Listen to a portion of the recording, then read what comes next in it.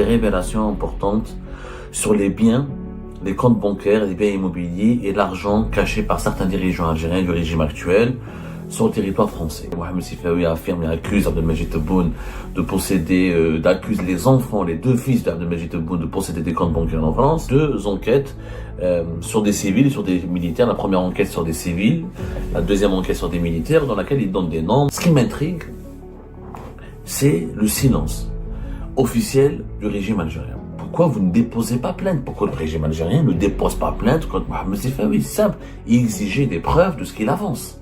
Puisque vous nous dites que non, les deux fils d'Abdelmajid Tebboune n'ont pas de compte bancaire. Et que Mohamed Sifawi est un menteur, un affabulateur. Alors dans ce cas-là, c'est les menteurs et affabulateurs. Il y a des tribunaux. Il y a le tribunal judiciaire de Paris. Il y a une chambre spécialisée dans les délits de presse. Donc si vous ne faites rien, c'est que vous avez peur d'affronter Mohamed Sifawi devant les tribunaux. Nous, ce qui nous intéresse, est-ce que c'est vrai ce qu'il a révélé ou non? Est-ce que des dirigeants algériens qui pratiquent en ce moment une politique anti-française et qui ont un bras de fer avec la France, est-ce qu'ils ont des comptes bancaires, ils ont caché leur argent en France? Oui ou non? Mais si le mensonge n'est pas démontré que c'est un mensonge, il demeure pour le moment une vérité. Ce Eid al-Adha 2025 a été marqué depuis hier, depuis la veille de l'Eid jusqu'à hier encore, c'est-à-dire le 5 et le 6 juin dernier, par des révélations importantes sur les biens, les comptes bancaires, les biens immobiliers et l'argent caché par certains dirigeants algériens du régime actuel sur le territoire français. Ces révélations ont commencé à être faites par le journaliste franco-algérien Mohamed Sifawi sur notre plateau. C'était le 2 juin dernier, lors d'une émission qui a suscité énormément de réactions, dans laquelle Mohamed Sifawi affirme et accuse Abdelmajid Tebboune de posséder, d'accuse les enfants, les deux fils d'Abdelmajid Tebboune de posséder des comptes bancaires en France. Et il a fait un certain nombre d'autres révélations que nous avons déjà expliquées, sur lesquelles nous n'allons pas beaucoup, sur lesquelles il n'est pas utile de revenir, parce que nous avions, je crois que la veille de l'Aïd, c'était le 5 juin dernier, la veille de l'Aïd, nous avions expliqué la démarche et les dessous et les tenants, les aboutissants de cette grande émission que nous avons fait avec Mohamed Sifawi, qui a duré plus d'1 heure. Il se trouve que le jour de l'Aïd, il avait publié Mohamed Sifawi sur le site du média français Rupture Magazine, le magazine Rupture, 2 enquêtes sur des civils et sur des militaires. La première enquête sur des civils, la deuxième enquête sur des militaires, dans laquelle il donne des noms et il explique comment les enfants ou les dirigeants, tel ou tel dirigeant ont des comptes bancaires, voilà, ou des avoirs en France. Les 2 volets de cette enquête ont suscité beaucoup de réactions. Alors, beaucoup de sources algériennes nous ont approchés pour nous dire finalement ton ami Mohamed Sifawi, c'était du délire, on s'attendait à des révélations fracassantes, finalement c'est rien, il ne donne même pas le nom de la banque, il dit même pas qu'est-ce qu'il y a dans ses comptes bancaires, on pensait qu'il avait vraiment de l'info, il fait que du commentaire, il n'a pas d'infos, d'autres disent oh c'est vrai, d'autres disent au contraire c'est pas vrai, c'est de la foutaise, c'est du mensonge, il y a aucune preuve, c'est que des affabulations. Donc, ils ont été dans la majorité des sources algériennes qui nous ont contactés à la suite de la publication des deux volets de l'enquête de Mohamed Sifawi, ont été dans le déni, dans le dénigrement, dans le relativisme, où là ils ont versé dans la contestation de la légitimité même de ces enquêtes ou de ces révélations. Et d'autres ont dit que c'était, c'était la montagne qui accouche d'une souris, ou un échec total, pas de révélations exposées, pas de preuves, pas de détails, pas de chiffres, juste des indications superficielles. Les autorités algériennes, en tout cas les sources algériennes à qui nous avons parlé, ont voulu nous faire croire qu'elles étaient imperturbables, que le régime algérien est imperturbable face à ces révélations. Mais moi, ce qui m'intrigue, c'est le silence officiel du régime algérien. Ce silence officiel, je ne le comprends pas. Il est pour moi complice et choquant. Puisque vous dites que Mohamed Sifawi a menti, ne maîtrise pas son sujet, n'a pas de preuves, il n'a pas d'infos, c'est que des affabulations, c'est que des mensonges, c'est que des rumeurs malsaines. Son objectif est juste de salir la réputation d'Abdelmajid Tebboune et de son entourage et des dirigeants de son gouvernement. C'est que de la diffamation, de la calomnie, de l'atteinte à l'honneur. Pourquoi vous ne déposez pas plainte? Pourquoi le régime algérien ne dépose pas plainte contre Mohamed Sifawi? C'est simple. Pourquoi ne pas aller devant les tribunaux et exiger, et traîner à Mohamed Sifawi devant les tribunaux et exiger des preuves de ce qu'il avance?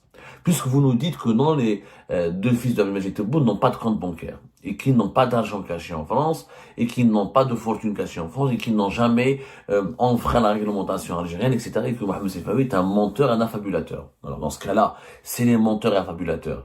Il y a des tribunaux, il y a le tribunal judiciaire de Paris, il y a une chambre spécialisée dans les délits de presse. Si Mohamed Sifawi a menti ou a falsifié ou a inventé des informations, il pourrait être condamné à des réparations et à des indemnisations et il pourrait avoir des soucis avec la justice française. Il y a une justice dans ce pays, il y a des tribunaux.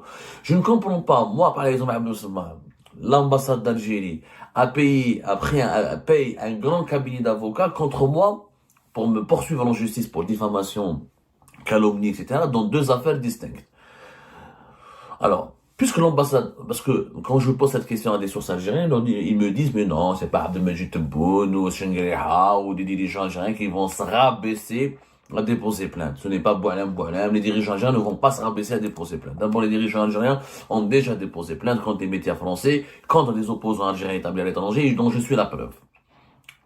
Il y a d'anciens ministres, il y a l'ancien ambassadeur Andar Daoud, je suis en confrontation avec lui, je suis dans un conflit avec lui à travers deux ou trois dossiers judiciaires qui sont en cours de traitement. L'ambassade d'Algérie en France, elle a un cabinet avec lequel elle traite, un cabinet extrêmement prestigieux, c'est le cabinet Grossman. Donc, il est payé, il défend les intérêts de l'ambassade d'Algérie. Si c'est pas Abdelmajid Tebboune n'est pas obligé de déposer plainte lui-même. Les enfants de Tebboune ne sont pas obligés de déposer plainte eux-mêmes. Saïd Chengriha et son fils, Chefer, ne sont pas obligés de déposer plainte eux-mêmes. Il y a l'ambassade d'Algérie qui peut se charger de cette procédure. À travers le cabinet Grossman, elle peut enclencher une poursuite judiciaire. Mais elle ne fait rien. Donc si vous ne faites rien, c'est que vous avez peur d'affronter Mohamed Sifawi devant les tribunaux. Parce que si, écoutez, regardez le régime algérien, en quoi il est pas du tout intelligent et vraiment médiocre. Si vous êtes persuadé que Mohamed Sifawi, il ment, qu'il n'y a pas de preuves, qu'il fait de l'affabulation, qu'il est manipulé par des sources françaises anti-Algérie, proches de Rotaillot, du service secret français, hostile à Algérie, à ses intérêts, poursuivez-le devant la justice, c'est simple, et que vos avocats, j'ai des procès ici devant les tribunaux français. Les juges français, ils sont pas du tout apolitiques.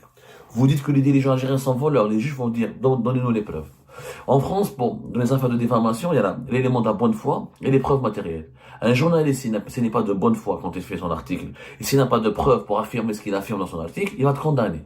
Et cette condamnation, on part pas en prison en France, bien sûr. On est un pays civilisé ici en France. La France est un pays civilisé. Elle n'emprisonne pas les journalistes, comme le font certains pays, malheureusement. Mais on peut être condamné des amendes financières. Abdelmajid Tebboune peut demander, ou le gouvernement algérien peut demander des réparations financières parce qu'il s'agit de l'honneur d'un certain nombre de dirigeants qui a été atteint. Et là, si Mohamed Sifawi n'a pas les preuves, ou comme le dit le régime algérien, il fait de la fabulation, il va être condamné. Les juges français ne vont pas le protéger. Les juges français n'ont pas protégé Nicolas Sarkozy ou l'ancien président de la République ou Jacques Chirac ou Khbel Mehmoud ou de grands dirigeants français n'ont pas été protégés. Ils vont pas accorder à Mohamed Sifawi un traitement de faveur. Donc je comprends pas. Si vous dites encore une fois que c'est du mensonge, c'est de l'affabulation, allez-y vers les tribunaux. Pourquoi demander à Algérie patriotique, à la PS, de recourir à l'insulte, à la diffamation et au dénigrement? On parle des penchants sionistes de Mohamed Sifawi, il est israélien, il est pro-israélien, il est pro-sioniste. Mais Amnèche, nous, ce qui nous intéresse, est-ce que c'est vrai ce qu'il a révélé ou non? Est-ce que des dirigeants algériens qui pratiquent en ce moment une politique anti-française et qui ont un bras de fer avec la France, est-ce qu'ils ont des comptes bancaires, ils ont caché leur argent en France? Oui ou non? C'est ça la question qui nous intéresse. Que ce soit Mohamed Sifawi, ou la Michel, ou la Hamida, ou la Issa, ou la John, ou la James Bond qui a écrit ou qui a fait ces révélations, ce qui nous intéresse, c'est pas la personne de Mohamed Sifawi qui nous intéresse. Ce sont les faits. Ce sont les faits. Le gouvernement n'a pas démenti, n'a pas déposé plainte, n'est pas parti devant les tribunaux pour exiger des réparations et exiger des clarifications et exiger la condamnation du journaliste. le tribunal judiciaire de Paris, il y a une chambre spécialisée encore une fois dans les délits de presse. Moi, j'y suis convoqué régulièrement parce que les dirigeants algériens, moi, quand il s'agit de Abdou Samma ou là d'un autre, on le bombarde de plaintes. Quand il s'agit d'un opposant algérien, mais quand il s'agit de quelqu'un qui a la nationalité française, qui a le passeport français, et qui est sourcé, qui, je sais pas, est-ce qu'il khafou maintenant, ils ont peur de Mohamed Sifawi. Ils ont vraiment peur de lui, j'ai l'impression. Qu'est-ce qui vous empêche de déposer plainte? À votre rouleau, c'est fou. C'est les juges. Ils vont demander à Mohamed Sifawi les preuves. Les juges vont lui dire, vous dites que Cheikh Shangri-La, il a de l'argent en France caché. Sur quoi vous vous basez? Vous dites que les deux fils de Tebboune a de l'argent caché en France. Sur quoi vous vous basez? Vous dites que tel haut gradé de l'armée, il a de l'argent. Vous dites que tel conseiller à la présidence, il a de l'argent. Tel ministre. Donnez-nous les preuves. Et donnez-nous la preuve qui prouve que cet argent provient de la corruption, ou c'est un enrichissement illicite, ou c'est un trafic d'influence. Donnez-nous les preuves. C'est très carré. Les juges français sont très carrés. Ils font pas de politique. Moi, j'ai fait une dizaine de procès ici en France, notamment devant le tribunal judiciaire de Paris. Les juges ne rentrent pas. Quand on leur dit, ne nous parlez pas de politique, vous avez affirmé cela dans votre article. Vous avez les preuves ou pas? S'il n'y a pas de preuves, vous avez des indices, vous avez parlé à des sources. Qui sont ces sources? Ne dites pas quelles sont vos sources. Mais est-ce que donnez-nous moi, j'ai fourni des emails, il m'est arrivé de fournir des documents, on peut ramener des témoins. Il y a une véritable tradition journalistique ici pour parler des articles de presse qui accusent et qui portent de graves accusations contre des responsables locaux, que ce soit français ou étrangers, des responsables d'État étrangers. Et les juges font leur travail. Ils ne sont ni avec le journaliste, ni avec le dirigeant étranger. Ils sont avec la vérité. Quand le journaliste se trompe, il est condamné. Quand le journaliste a raison, il est relaxé. Et la partie qui a déposé plainte contre lui va être condamnée à lui verser des réparations parce qu'elle l'a poursuivi injustement devant les tribunaux. Alors qu'elle savait qu'il avait raison. Donc, est-ce qu'ils ont peur de perdre? Je me pose la question. Il paye un cabinet Grossman, il a un contrat, il est situé rue de Marceau, en plein cœur, pratiquement à deux pas des Champs-Élysées, dans le 8e arrondissement. Il a un contrat avec l'ambassade d'Algérie. Il suffit juste que l'ambassade d'Algérie lui demande d'actionner une action en justice contre Mohamed Sifawi, il le fera. Il le fera, il est payé pour ça. Mais non. On s'attaque à des activistes du MAC, on s'attaque à Abdou Samma, les journalistes, on s'attaque à quelques opposants, mais les journalistes franco-algériens ou ceux qui travaillent pour les médias français, etc., c'est très très rare où l'ambassade d'Algérie demande à son avocat de les attaquer. Je ne comprends pas. Il y a un complexe d'infériorité où vous avez... Sinon, pour moi, si Mohamed Sifawi n'est pas traîné devant la justice pour les graves révélations qu'il affirme, parce qu'il quand même il a donné des noms, de la famille de Shangri-La à la famille de Tebboune, il dit que voilà, ils ont de l'argent caché en France, ils ont des comptes bancaires. Effectivement, il n'a pas donné le nom des banques dans lesquelles ces comptes bancaires sont domiciliés, il n'a pas donné des montants précis pour l'ensemble des personnalités qu'il a citées, mais il a donné beaucoup d'infos, beaucoup d'indices. Qu'est-ce qu'elles valent ces informations? C'est au pouvoir judiciaire de décider. Si le pouvoir judiciaire français, c'est la justice lui donne raison.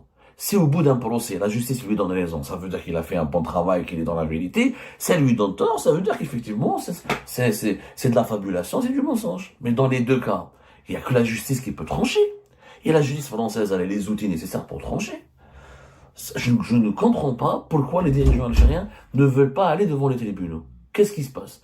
De quoi ont-ils peur?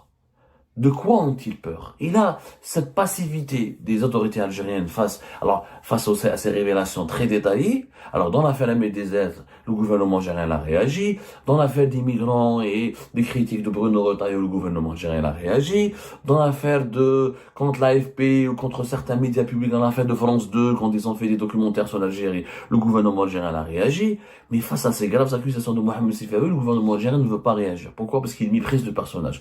Il veut dire, nos sources à qui nous posons la question, il parle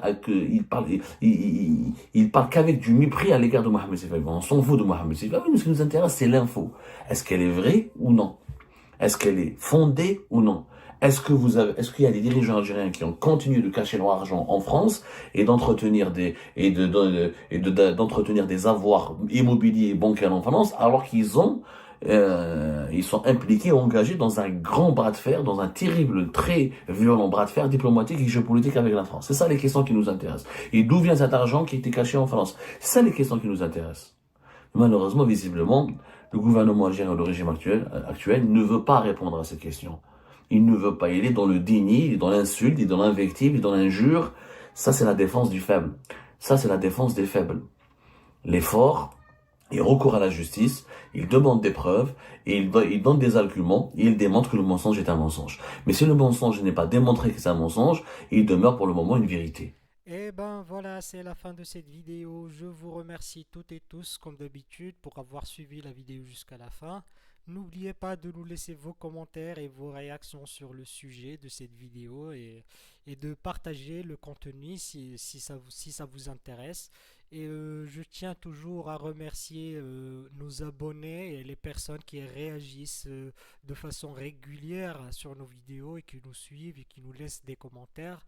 Donc, merci beaucoup pour votre dynamisme et pour votre sens de partage et de discussion. Donc voilà, sans vous, ce contenu n'a pas vraiment de valeur sans cette communauté qui ne cesse de s'accroître. Donc merci beaucoup et à la prochaine dans une nouvelle vidéo. Au revoir.